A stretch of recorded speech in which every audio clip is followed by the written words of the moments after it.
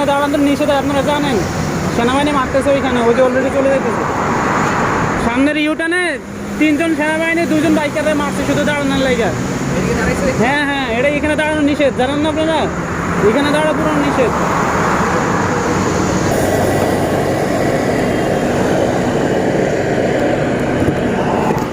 ভাই চলে যান, ইউটার্নে সেনাবাহিনী দাঁড়াতে দিচ্ছে না, চলে যান।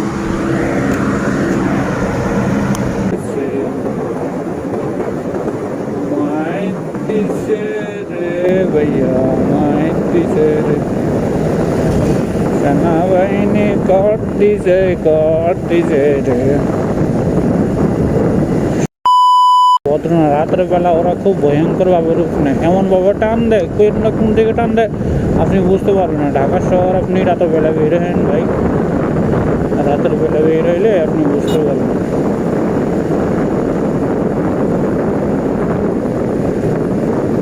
কট খাইয়া গেছে রে ভাইয়া, কট খাইয়া গেছে, মাইর দিছে রে ভাইয়া, মাইর দিছে রে।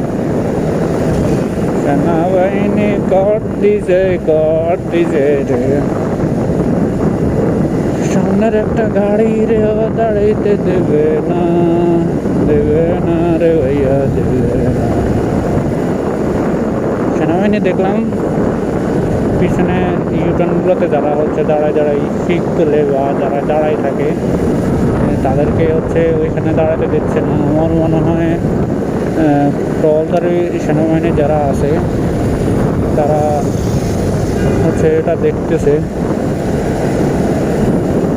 যারা টহল দেয় সেনাবাহিনী ওরাই হচ্ছে যে ইউটার্নগুলোতে দাঁড়াতে দিচ্ছে না। কারণ দাঁড়াতে দিলে আগে তো ফার্স্টে যখন 300 ফিট চালু হয়েছিল তখন আপনার হয়েছে কি পুরো নিয়ন্ত্রণে ছিল, কেউ দাঁড়াতে পারতো না, কেউ কিছু করতে পারতো না।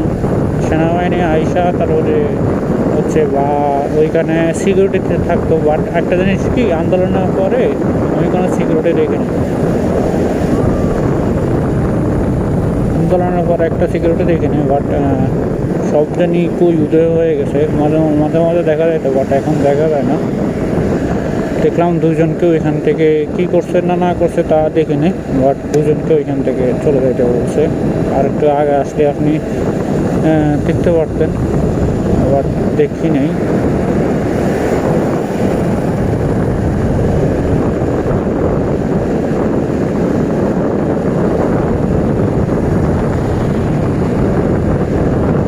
সামনে যদি কাউকে দেখি তাহলে হচ্ছে একটু হইলো ভয় দেখার লাগবো, কারণ ভয় না দেখার একটা মজা পাবে।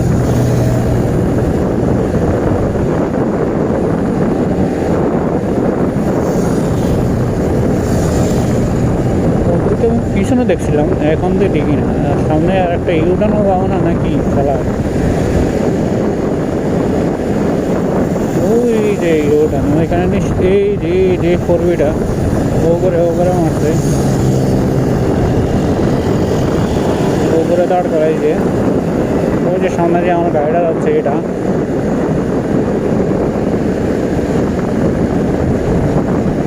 নিশ্চিত পিছন দিয়ে সেনাবাহিনী আসবে, যেহেতু এই রোডটা ওরা ইউজ করতেছে, এই রোডটা দিয়ে আসতেছে, তাহলে নিশ্চিত ওরা আসবে। এখানে কেউ আছে?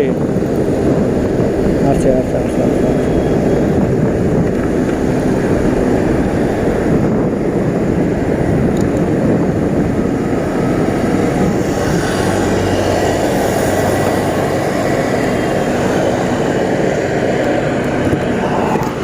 ভাই চলে যান, ইউটার্নে সেনাবাহিনী দাঁড়াতে দিচ্ছে না, চলে যান।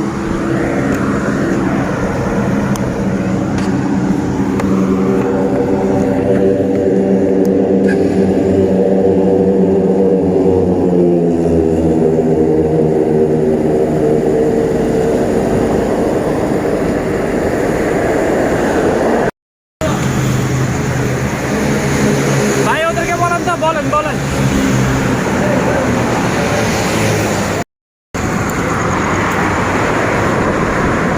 ভাই চলে যান, ওইখানে সেনাবাহিনী মারতেছে, ইউটার্নে দাঁড়ানো নিষেধ, আপনারা জানেন। সেনাবাহিনী মারতেছে ওইখানে, ওই যে অলরেডি চলে যাইতেছে। সামনের ইউটানে, হ্যাঁ হ্যাঁ, এটা এখানে দাঁড়ানো নিষেধ, জানেন না আপনারা? এখানে দাঁড়ানো পুরো নিষেধ।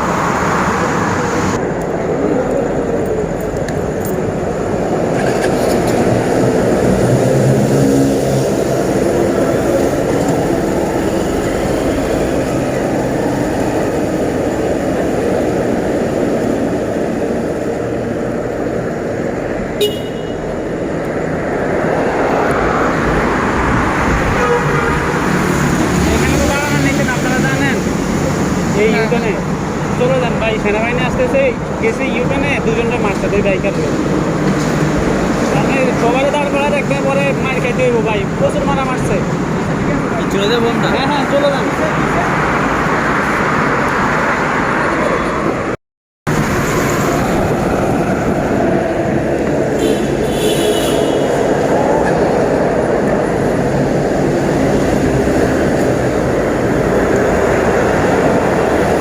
ভাই ওদেরকে বলে দিলাম, কারণ মারলে ভাই সমস্যা, বলা পাই মাইরা এক সাইড করে লাগবে।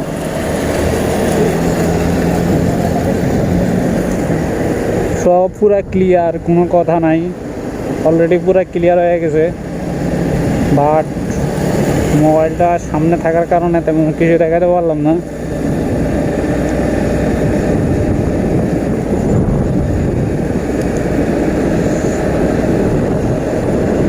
পাইনে পারিশ্রমিকা দাঁড়াইছে, বাট আমি দেখছি এটা চড়তাম, ও করে মারছে, মারে না মারে, খাইছে তো চালা, পুরা ক্লিয়ার, কোনো কথা নাই।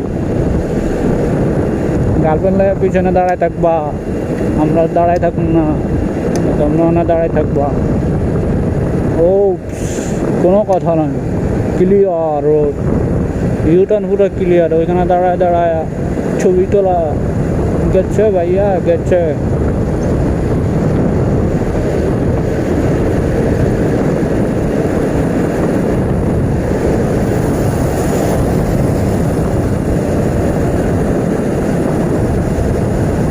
গেছে মানে জোস, এই যে 140 করে আসতে রাস্তা ক্লিয়ার হয়ে যাইতেছে, ইউটার্নে ক্লিয়ার। ভাইয়ারা কি সুন্দর সেনাবাহিনীর কথা শুনে আসতে পকার পা, মানে ওইখানে আর কোনো দাঁড়ানোর কোনো ইয়ে নাই, ওরা জীবন ওইখানে দাঁড়াইব না, ঠিক আছে?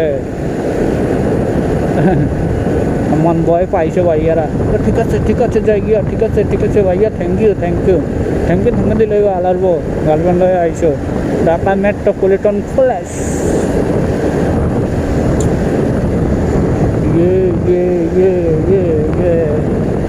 ভালোই লাগছে আসলে ব্যাপারটা, সেনাবাহিনী যদি এরকম প্রতিদিন টহল দিত খুব ভালোই লাগতো।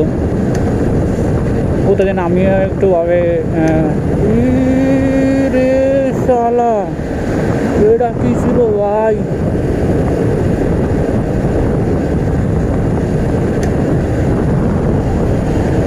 ভাই আগুন টাগুন নিয়ে রাস্তা দিয়া যেমনে ঘুরে, আমগো জীবনে এদিকে নাই কিছু নাই, উদয় ওই পোলাপাইন বাগান ছাড়া আর উপায় নাই, ঠিক আছে? ওই ইউটার্ন থেকে পোলাপাইন বাগাইতে পারবো, এই জায়গা তেমন কিছু করতে পারবো না।